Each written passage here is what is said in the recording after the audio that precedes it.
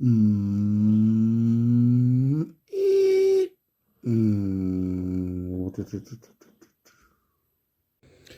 Lindsay Wagner in The Bionic Woman.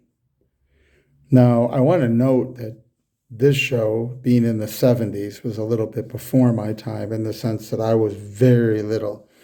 I vaguely remember the $6 Million Man and the Bionic Woman and seeing bits and pieces. Now, I would have preferred to begin with watching and reviewing the $6 Million Man, but I can't seem to find it anywhere. It just does not seem to exist in the streaming world, which is odd. Whereas I was able to locate the Bionic Woman. The Bionic Woman, as a spin-off, does begin with the pilot giving us some of the background of the accident she had while skydiving, which parts of her body are bionic as compared to Steve Austin, the Bionic Man. And it gives us the transition from being part of his story to being part of her story and where she's living, that she's become a teacher, her class, and how she's going on secret missions. Overall, I think it's an excellent sort of setup, and it is part of something that we see from the 70s to the 80s of technology and the idea of new technology and how it can be applied from the bionic people through things like Airwolf and Knight Rider and other some such story plot lines.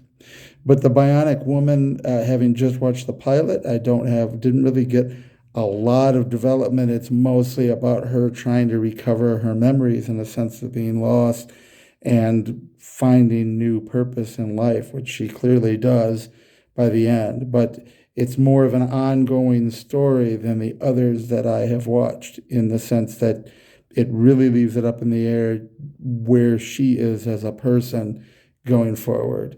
But it's an interesting idea and a great concept, and especially now when we're able to do more and more things with artificial technology, the question should be asked that do we just restore people to normal functioning, or is it possible to make people function in a superior sort of sense and to use it for purposes?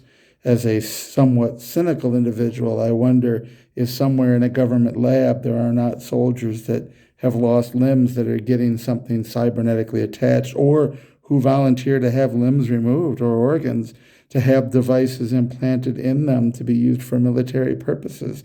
It raises a lot of interesting questions of man and machine, and overall it was a good story. Certainly worth viewing the pilot and getting a sense of what the show is all about.